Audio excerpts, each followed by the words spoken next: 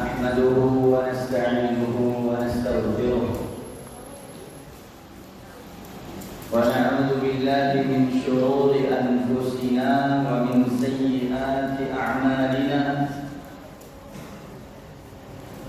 من يهده الله فلا مضل له ومن يضلل فلا هادي له أشهد أن لا إله إلا الله وحده لا شريك له وأشهد أن محمدا عبده ورسوله صلى الله عليه وعلى آله وصحبه وسلم تسليما كثيرا. Alhamdulillah, kita memuji Allah Tabaraka wa Ta'ala yang telah dan masih terus menganugerahkan kepada kita banyak sekali kenikmatan. Dari kenikmatan sehat, waktu luang, kesempatan dan selainnya. InsyaAllah pada malam hari ini kita akan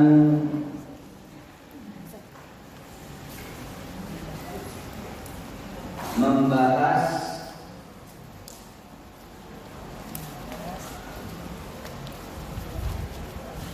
firman Allah Tabaraka wa Ta'ala, wa 'asa an takrahu syai'an wa huwa khairul lakum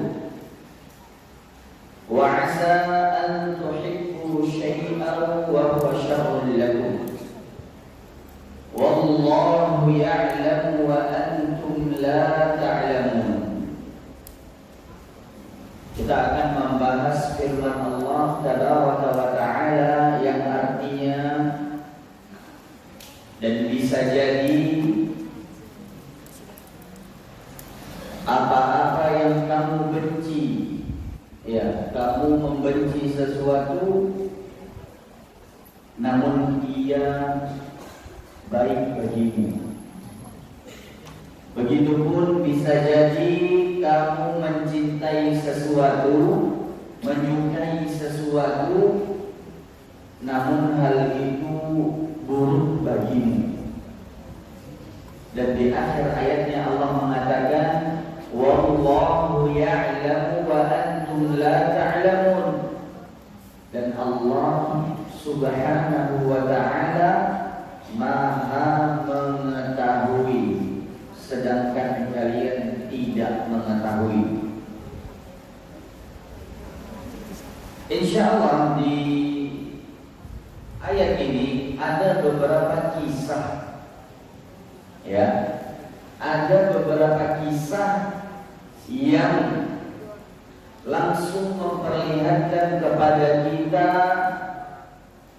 realisasi tentang ayat ini.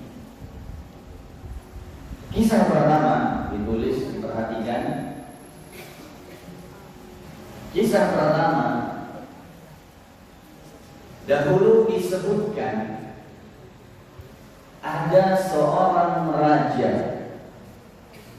ya, ada seorang raja. Raja itu yang memimpin satu negeri, kan? Yang memimpin satu negeri, sebuah masyarakat yang besar. Nah, itu raja, ya. Nah, raja ini memiliki penasehat. Berarti cerita kita ini akan terfokus kepada dua orang ini, raja dan penasehatnya, ya. Satu ketika raja ini kan hobi berburu, memasuki hutan, berburu. Olahraganya orang dulu yang terkenal, para bangsawan itu mereka hobi berburu. Nah, raja ini dia bawa pasukan kecil, semuanya orang-orang elit, Paham maksudnya? Orang-orang yang tangguh, pilihan, kesatria-kesatria itu yang dia bawa. Kalau sekedar prajurit-prajurit biasa, nggak dibawa sama dia. Singkat cerita, dia memasuki hutan bersama dengan penasehatnya, ya, bersama dengan penasehatnya dan juga beberapa prajurit pilihan. Ketika mereka asyik berburu, ternyata ada hewan buas. Hewan buas mengganggu perburuan mereka. Dan yang menjadi sasaran hewan buas itu ternyata salah satunya adalah raja tersebut. Namun namanya seorang raja pasti harus ada keahlian juga, ya.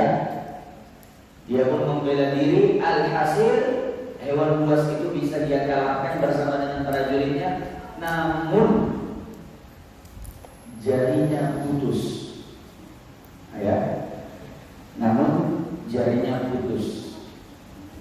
Ketika mereka pulang dari perburuan itu kembali ke kerajaan,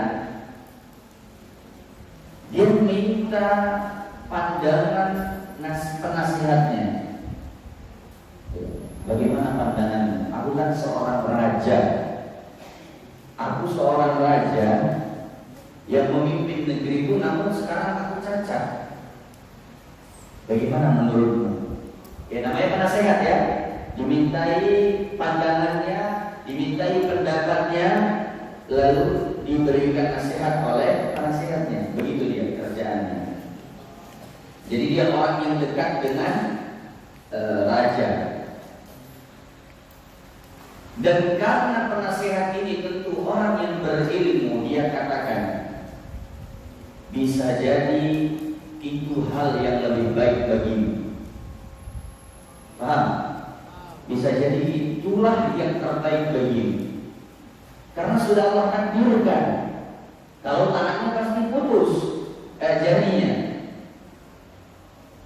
Itulah yang terbaik bagimu. Ternyata si raja sakit hati. Kok saya minta nasihat, saya minta pandangan, kok malah itu yang terbaik. Alhamdulillah, itu yang bagus untukmu. Nah, itu pula dibilangnya. Sakit hati raja ini, dimasukkanlah penjara penasehat ini. Bayangin, orang yang menasihati dia, orang yang memberikan pendapatnya, karena sakit hati, karena dia raja, dia berhak, ya, dia punya kuasa.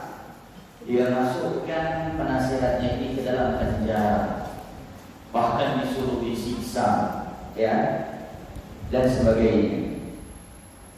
Baik, kemudian raja ini namanya Hobi. Paham? Hobi setelah sembuh dari lukanya, karena cuma jarinya yang putus, ya. Mereka melanjutkan, raja ini melanjutkan berburu. Hobinya seperti halnya kalian, ya, ketika main futsal, hobi main bola atau akhwat, ada olahraga yang dihobikan, lalu kemudian jatuh, cedera. Ketika sembuh cedera, pasti nanti dia main lagi, karena sudah sembuh. Nah, ketika telah sembuh raja ini, dia kembali berburu, bawa pasukan yang lebih kuat lagi. Paham? Dia bawa, dia pilih lagi pasukan paling baik dari kerajaannya. Dia bawa, dia beranggapan dia bisa, pasukan itu bisa melindungi dirinya kalau ada apa-apa lagi. Mungkin pikirannya dia, mungkin pasukan sebelumnya itu kurang ahli, ya, mungkin pasukan sebelumnya itu kurang mahir, padahal udah yang terbaik juga. Masuklah mereka berburu ke hutan, pedalaman hutan. Orang dulu begitu memang, atau pegunungan-pegunungan, sampai ternyata mereka melewati satu tempat di mana orang-orang di tempat itu menyembah berhala. Berhala itu apa? Patung. Ya, menyembah patung. Pas sekali kebiasaan orang-orang di tempat tersebut, di tengah-tengah hutan itu ada ternyata sekelompok orang begitu, kayak masyarakat yang tinggal di situ. Mereka semuanya nyembah patung, nyembah berhala. Biar kebiasaan mereka itu mengorbankan tumbal, paham? Untuk berhalanya. Ternyata raja ini lewat tempat itu. Terjadilah cekcok, baku hantam. Ternyata kalah raja dan pasukan. Karena biasanya orang di hutan-hutan itu mereka punya banyak jebakan, paham? Itu biasa mereka.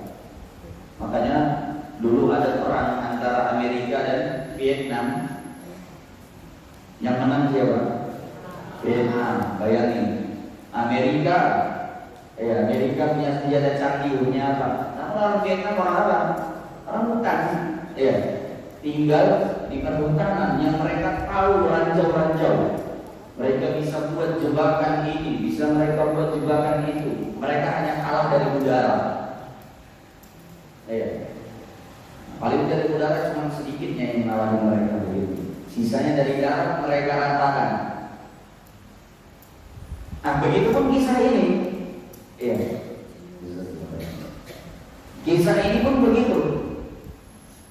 Raja ini kalah, padahal dia bawa pasukan terlatih, pasukan terpilih. Nah, diikatlah mereka satu-satu. Karena sebagian kena ranjau, sebagian lagi kena kalah begitu, adu tanding dewan. Ketika mereka diikat dan mau disembelih di depan berhala tadi, pemimpin suku itu, pemimpin orang dalam hutan tadi mengatakan kepada para pengikutnya, pilih dari mereka orang-orang terbaiknya. Paham? Orang-orang terbaiknya, orang-orang yang tidak cacat, orang-orang yang tubuhnya bersih, bagus, itu yang dikorbankan. Ya, padahal kalau kita lihat orang yang terbaik dari kelompok itu siapa? Raja itu, hanya saja dia cacat. Ya. Nah, dilanjutkan kisahnya, ketika dipilah dan pilih, ternyata si raja tidak masuk kriteria menjadi kurban. Seluruh pasukannya semua disembelih, paham? Untuk persembahan tumbal tadi. Nah, raja ini dilepaskan karena jarinya tidak lengkap. Paham? Tadi dia benci kan? Dia cacat. Benci. Tadi dia marah tidak ketika dibilang alhamdulillah itu yang terbaik bagimu. Sama penasehatnya, marah tidak dia? Marah. Bahkan dia masukkan ke penjara. Ketika dia kembali ke kerajaannya, dia langsung panggil penasehatnya yang dia masukkan ke penjara tadi. Iya. Dia bilang, saat inilah aku tahu apa maksud dari ucapanmu. Alhamdulillah, itulah yang terbaik bagimu. Walaupun kita benci sesuatu, ketika itu sudah ditakdirkan oleh Allah, maka kalian, kita semua harus redho, harus ridho, harus terima. Paham? Ketika ternyata misal ada musibah, naudzubillah, kepada salah seorang dari kita, musibah ini kecelakaan, kakinya patah, jangan ngeluh-ngeluh, nggak jelas. Paham? Itulah yang terbaik bagimu.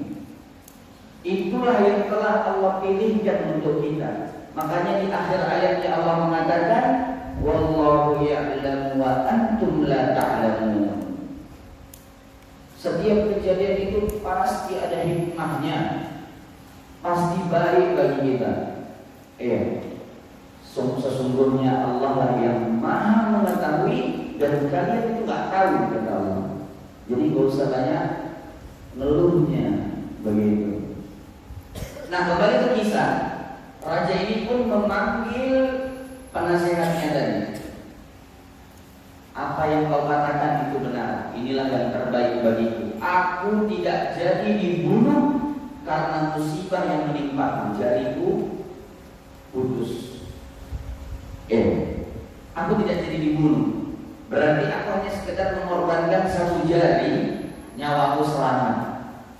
Begitu katanya. Oke, kalau begitu, lalu apa hikmah dibalik kamu saya penjara? Musibah nggak itu di penjara? Musibah. Katanya setiap kejadian pasti ada hikmahnya, pasti itu yang terbaik. Lalu raja ini nanya ke penasihatnya ini, kalau gitu apa baiknya kalau saya penjara? Dia membuktikan lagi, begitu benar nggak nih ucapan penasihatnya? Tahu apa jawaban penasihatnya? Siapa yang tahu? Nggak tahu. Penasihatnya bilang, sebuah kebaikan juga bagi saya, katanya. Karena kalau saya tidak dipenjara olehmu, pasti saya ikut berburu denganmu dan saya ditangkap dan saya disembelih. Itu katanya. Paham? Semua kebaikan, apa yang telah Allah tetapkan, itulah yang terbaik. Mulai sekarang tanamkan itu. Saya pahami, tanamkan itu di diri-diri kita. Baik. Kisah yang kedua yang berkaitan dengan ayat ini adalah kisahnya Nabiullah Musa alaihi salam. Kisahnya dengan ibunya di zaman Fir'aun. Di zaman Fir'aun lagi hobi-hobinya nyembelih anak kecil. Yuzabbihuna abna'ahum wa yastahyuna nisa'ahum. Allah sebutkan gitu dalam Al-Quran. Dia ini Fir'aun beserta dengan para prajurit kerajaannya, mereka menyembelih anak-anak laki-laki Bani Israel dan membiarkan hidup anak-anak perempuannya. Semua disembelih. Karena apa? Fir'aun bermimpi akan ada anak laki-laki yang lahir dari Bani Israel yang akan menghancurkan kerajaannya, sehingga dia mau gagalkan apa yang dia mimpikan itu. Singkat cerita, ternyata ibunya Nabi Musa alaihi salam mengandung Nabi Musa. Mengandung Nabi Musa. Seorang ibu berharap anaknya selamat ketika lahir, sehat, dan juga anaknya gagah begitu, baik perempuan maupun laki-laki. Dan ketika itu ibunya Musa tidak mengharapkan yang lahir laki-laki karena dia takut akan disembelih sama Fir'aun. Ternyata Allah takdirkan, perhatikan, Allah takdirkan yang lahir itu adalah anak laki-laki, yaitu Nabi kita Musa alaihi salam. Nabiullah Musa alaihi salam. Nah, di saat itulah Allah Subhanahu wa ta'ala mengatakan kepada ibunya Nabi Musa, wa auhayna ila ummi Musa an ardi'i fa idza khifti 'alayhi fa alqihi fil yammi wa la takhafi wa la tahzani Dan kata Allah, kami ilhamkan kepada ibunya Musa agar ibunya menyusui Musa alaihissalam yang masih kecil, yang masih bayi baru lahir. Dan apabila engkau khawatir terhadapnya, apabila ibunya Nabi Musa khawatir dia akan disembelih, maka kata Allah, Allah ilhamkan kepada ibunya apa? Fa'alqihi fil yam. Ya, lemparkan dia ke Sungai Nil dengan kotak, ya, dimasukkan dalam kotak, habis disusuin langsung disuruh letak dalam kotak, dan alqi itu artinya lempar, lemparkan ke Sungai Nil, bukan diletak pelan-pelan begini, paham ya? Anak yang dicintai, siapa ibu yang tidak cinta anaknya? Cinta, ya.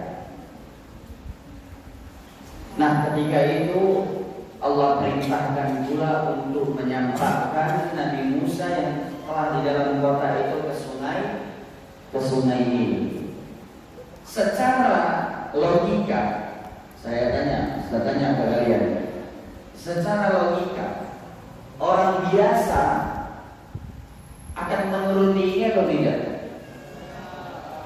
Kalian saja nih, misalnya dari sebagai ayah, kalau anak kalian tiba-tiba disuruh dibuang, anak kalian cinta kalian. Yang lahir itu Nabi Musa, ketika itu disifati dia anak yang sehat, bahkan sangat-sangat bugar, sangat-sangat menggemaskan, begitu. Tentu ini sangat menyayat hati orang tua. Nah, tiba-tiba kalian punya anak ini disuruh buang anaknya, mau nggak? Benci nggak kalian? Benci gimana lagi kalau saya tanya kepada akhwat? Pasti dan lebih pasti lagi nggak akan mau. Nah, ibunya Musa ini pun karena itu ilham dari Allah, ya, mau nggak mau, tapi hatinya tetap tidak tenang. Dan Allah katakan wala takhafi wala tahzani, untuk menenangkan ibunya dari Musa. Jangan takut, jangan khawatir, jangan sedih. Kata Allah Subhanahu wa ta'ala, inna radduhu ilaihi wa ja'iluhu minal mursalin. Sesungguhnya kata Allah, kami pasti akan mengembalikan Musa ke pangkuan, dan kami akan jadikan Musa sebagai salah seorang rasul. Lihat, ya, bisa jadi apa yang kamu benci itu baik bagimu. Nah, tugas kita untuk merealisasikan hal itu adalah terus ridho terhadap apa yang Allah tentukan. Paham? Jangan melawan, jangan gak jelas, ya, ngeluh sana ke sini. Nggak akan menghilangkan musibah keluhan kamu, paham? Musibah ya kalau sudah jadi, sudah terjadi ya sudah. Nggak mungkin tiba-tiba kalian keluh kesah, kita keluh kesah, tiba-tiba waktu kembali 20 detik, 10 detik, nggak mungkin, paham? Ya, ketika sudah terjadi musibah, maka sudah berserah diri kepada Allah, ridho, jangan marah terhadap takdir yang telah Allah tentukan, yang telah Allah tetapkan. Nah, setelah itu kembali kepada kisah Nabi Musa alaihissalam, ketika dia dihanyutkan ke Sungai Nil tadi, ya. فَالْتَقَطَهُ آلُ فِرْعَوْنَ لِيَكُونَ لَهُمْ عَدُوًّا وَحَزَنًا. Ternyata Musa alaihissalam dipungut oleh keluarganya Fir'aun. Ketika itu diikutin sama ukhtinya Fir'aun, kakaknya Fir'aun. Diikutin, ini kemana ini? Apa namanya? Musa alirnya. Diikuti sepanjang sungai. Ternyata berhenti, ada keluarga Fir'aun yang ngambil kota itu.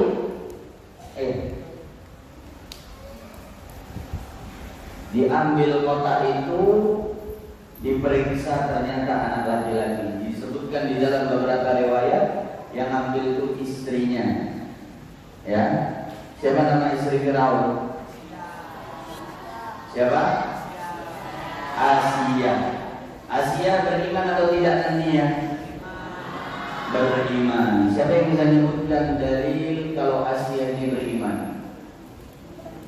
Nah, ayo jangan ngantuk.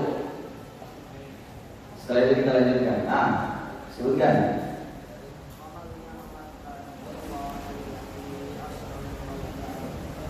Ulangi. Kuatin suaranya.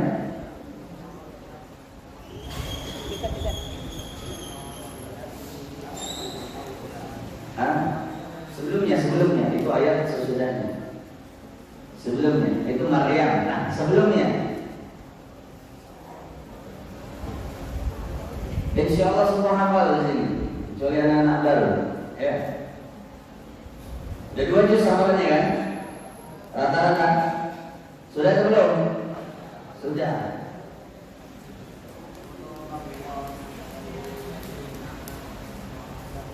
Ahsan. Barakallahu fiik. Ya. Wa daraballahu mathalan lil ladzina amanu imra'ata fir'aun. Dan Allah Subhanahu wa taala mempermisalkan, ya, memberikan contoh kepada kita yang beriman, istrinya Fir'aun, istrinya orang paling kafir di muka bumi, orang paling menentang Allah dan Rasulnya, itu Fir'aun. Kenapa? Kenapa Fir'aun menjadi orang paling kafir? Kenapa? Pertanyaan berikutnya, baru nanti balik ke kisah. Kenapa? Akhwat ada yang tahu? Ayo, ikhwan, sebelah sana. Siapa yang tahu? Kenapa Fir'aun menjadi orang paling kafir di muka bumi ini?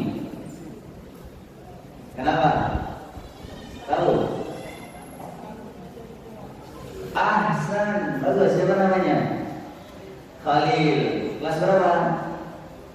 Kelas 1. Lihat, kalah kalian. Iya, kelas 1. Bagus jawabannya. Karena dia mengaku menjadi Tuhan. Dia katakan, Ana rabbukumul a'la. Aku loh Tuhan kalian yang maha tinggi. Berani-beraninya dia ngomong gitu. Iya. Sehingga dia menjadi orang paling kafir. Bagus, Khalil. Barakallahu fiik. Baik, kembali ke kisah. Dipungutlah Nabi Musa alaihi salam yang ada di kotak tadi. Ketika dibuka oleh istrinya Fir'aun, ternyata anak laki-laki yang sangat-sangat menggemaskan, yang sangat-sangat menarik hati. Di saat itulah Asia membujuk Fir'aun agar tidak membunuhnya. Dirayu, dibujuk, jangan bunuh, yang lain terserahlah. Namun ini jangan, saya yang akan ngurusnya. Paham? Nah, kembali ke ibunya Musa, makin takut. Sampai-sampai muncul itu di benaknya Umi Musa, hampir dia kasih tahu, itu anakku. Hampir dia bilang begitu. Hampir dia bilang begitu karena takut loh. Ternyata yang motif malah istrinya Fir'aun, malah diserahkan nanti takutnya. Di situ Allah katakan, la takhafi wa la tahzani. Jangan khawatir, jangan sedih. Apa yang telah ditetapkan itu yang terbaik. Paham? Kakinya. Paham ya? Apa yang telah Allah tetapkan itu yang terbaik. Tenang aja, lanjutkan ikhtiar kita. Ternyata apa? Dirayulah Fir'aun la'natullah alaih wa qalat imra'atu fir'aun qurratu 'ainin li wa lak. Kata istrinya Fir'aun. Istrinya Fir'aun mengatakan, ya, janganlah kamu bunuh dia. Ya, dia adalah penyejuk hati, penyejuk mata bagiku dan bagimu. Karena ketika melihat Nabi Musa itu pasti orang tertarik hatinya. Karena sangat sehat, karena sangat menggemaskan. La taqtuluh, kata istrinya, jangan bunuh. Ya, biar aku yang ngurus. Biar aku yang ngurus, kata istri Firaun. Ternyata setelah diterima oleh Firaun, singkat ceritanya, Nabi Musa Allah takdirkan tidak mau menyusu kepada siapapun. Ya, sudah dipanggil ibu susuan. Biasa ada ya, tahu kan? Ibu-ibu yang menyusui anak begitu. Nah, ini dipanggil semuanya, dikumpulkan. Nah, seorang raja kalau mengumpulkan itu semua sudah dikumpulkan. Dites satu-satu, nggak ada yang mau Nabi Musa. Sampai khawatir istrinya Firaun ini, gimana ini? Gak mau nyusu. Nah, disitulah berkata saudarinya Firaun, saudarinya Nabi Musa alaihissalam mengatakan, aku akan tunjukkan kepadamu seorang yang bisa menyusui anak ini. Siapa? Siapa? Ibunya Musa alaihissalam. Ditunjukkan, pura-pura gak kenal, paham? Iya. Itu ada orang, dia kalau anak-anaknya suka dia pasti semuanya mau. Nah, rasanya begitu. Udah coba panggil dia. Ternyata dipanggil apa? Mau Nabi Musa alaihissalam menyusui, karena itu ibunya. Bayangkan, sesuatu yang telah Allah takdirkan, yang kamu mungkin benci, padahal itu yang terbaik bagimu. Ya, begitupun sesuatu yang kamu sukai bisa jadi itu yang tidak baik bagi dirimu. Paham? Ya, jangan lawan takdir Allah tabaraka wa ta'ala dengan keluh kesah, dengan omelan-omelan. Tidak ridho ke takdir, jangan. Ridho ke takdir, insyaallah ke depannya semua urusan kita berjalan dengan lancar. Begitulah nasihat yang kita semua bisa petik dari dua kisah ini. Ada kisah yang lain, ya. Jam berapa sekarang? Hah? 7 29 26 Mau dilanjut? Lanjut. Akhwat mau dilanjut? Ikhwan mau dilanjut? Tahu kisah apa setelahnya? Kisah apa? Masih berkaitan dengan firman Allah, wa asa an takrahu syai'an wa huwa khairul lakum. Bisa jadi kamu membenci sesuatu padahal ia baik bagimu. Wa asa an tuhibbu syai'an wa huwa syarrul lakum. Bisa jadi kamu menyukai sesuatu padahal itu buruk bagimu. Sekarang kita akan bawakan kisah seputar dengan bisa jadi kamu menyukai sesuatu namun hal itu buruk bagimu. Dikisahkan oleh salah seorang ulama, ya, bahwa dahulu ada seorang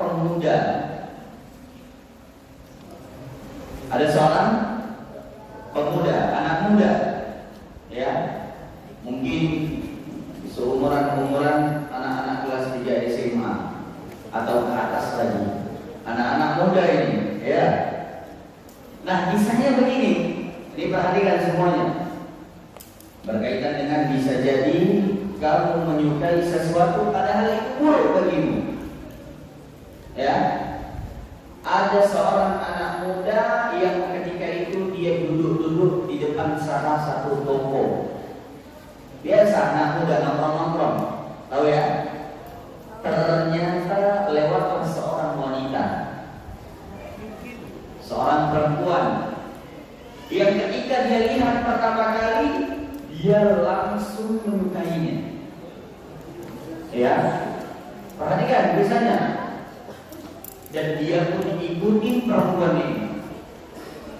Kamu bayangin, dia ikuti perempuan ini, dia lihat di mana rumahnya.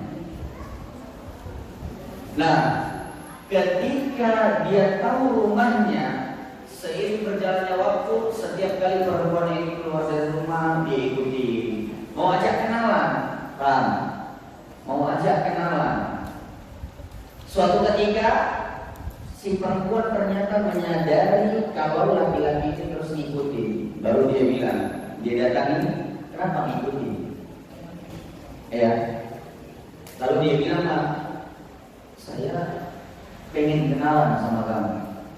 Tahu apa yang dijawab oleh perempuan ini? Dia langsung terima, dia bilang, iya, kalau gitu saya kasih nomor telepon saya. Bayangin. Nah, disitulah mengatakan anak muda ini, disitu anak muda ini mengatakan apa? Itu salah satu kejadian paling membuatku senang seumur hidupku. Dikasih nomor perempuan. Iya, tiba-tiba kamu dikasih perempuannya kamu sukain. Udah? Ini anak muda, ini harus kalian pahami ceritanya. Seiring berjalannya waktu mereka saling mengirim pesan. Paham? Mereka saling mengirim pesan. Berjumpa ternyata pacaran. Alhamdulillah. Iya. Haram atau tidak pacaran? Buat orang ya. Jangan sampai ada di antara kita yang pacaran. Paham? Haram hukumnya. Haram, paham ya? Udah, dengarkan lagi. Ternyata terjadilah hubungan haram. Allah Subhanahu wa taala berfirman, "Wala taqrabuz zina, innahu kana fahisyatan." Hafal sekali dalilnya, alhamdulillah. Ya. Jangan kata Allah dekati zina. Mendekati nggak boleh. Ya, apalagi berzina.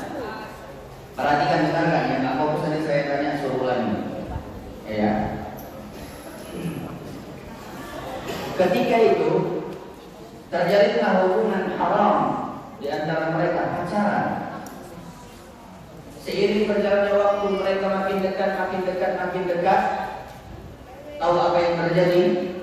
Na'udzubillah, tsumma na'udzubillah. Mereka melakukan perbuatan haram. Astagfirullah.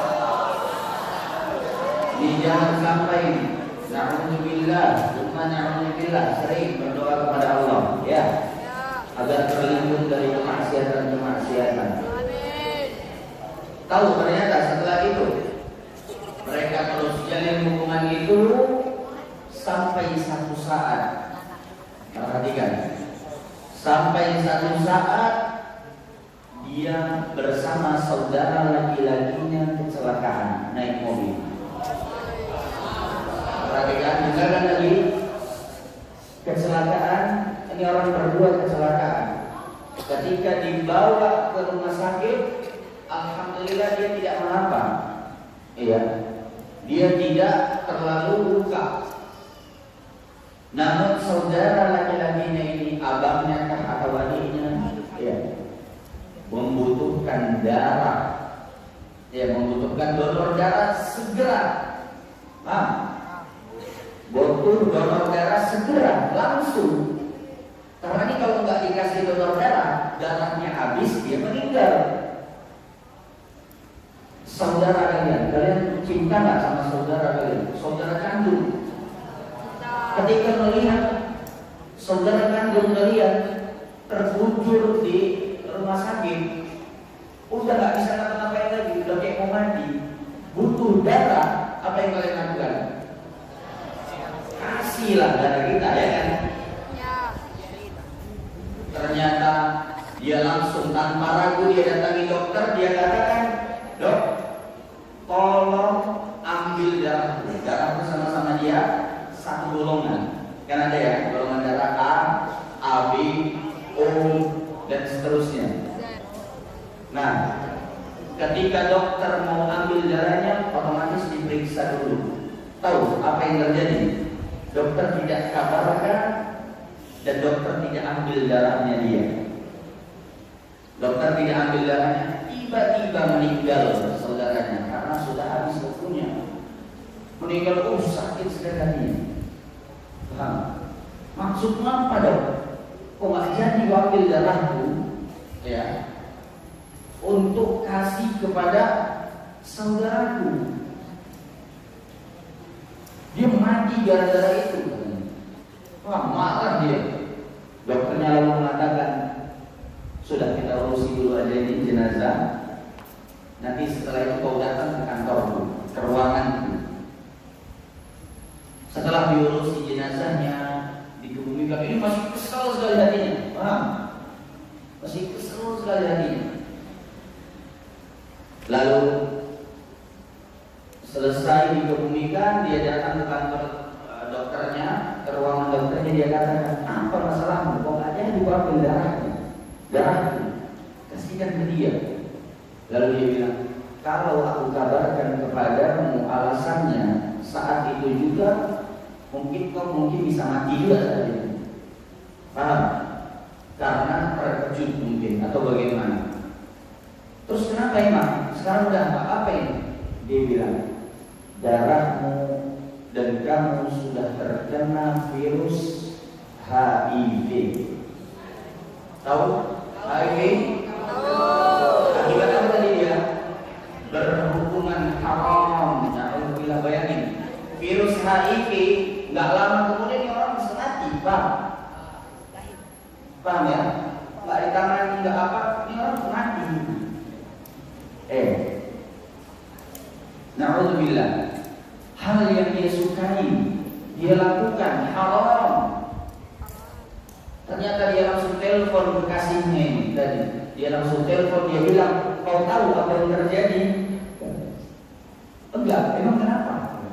Kata perempuan ini, dia katakan, demi Allah, abangku atau adikku telah meninggal.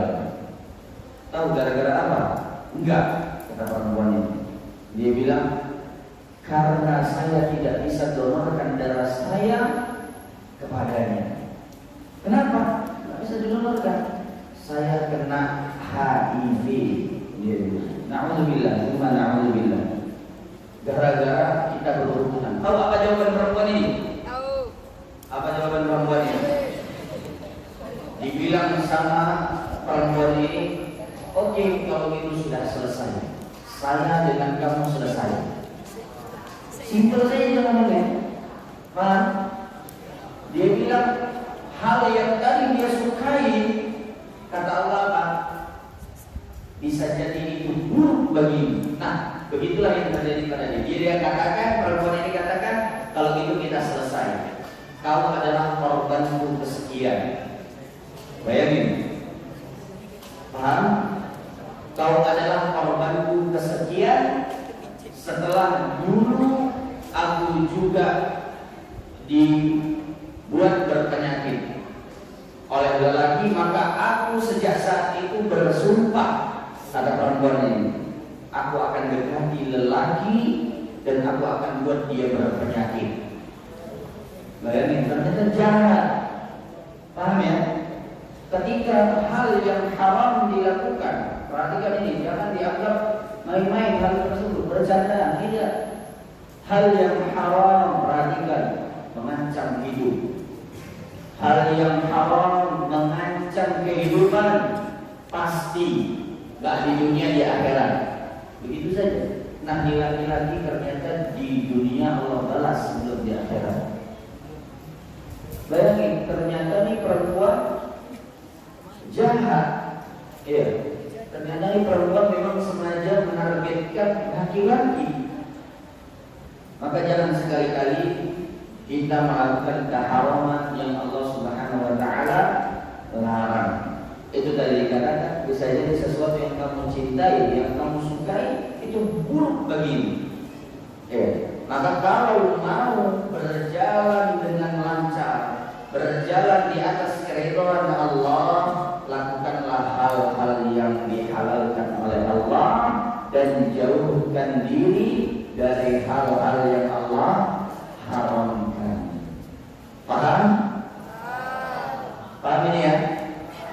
Ketika Allah Subhanahu wa taala takdirkan kepada kita sesuatu, ridhoin itu, jangan berkeluh kesah dan lanjutkan kehidupan.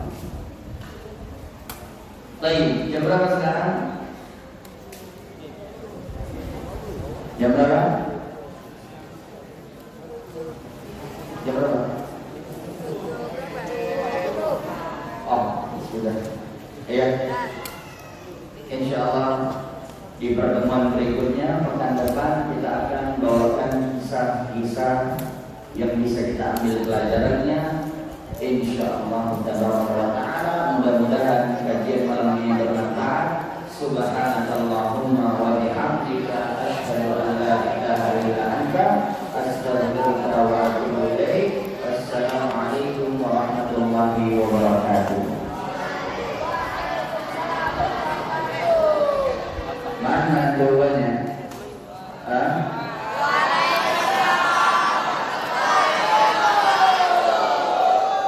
Ingat terus, hukumnya wajib jawab salam, ya. Hukumnya wajib. Gak hanya sama saya, sama seluruh kaum muslimin. Kalau diucapkan salam, wajib jawab. Begitu saja. Baik.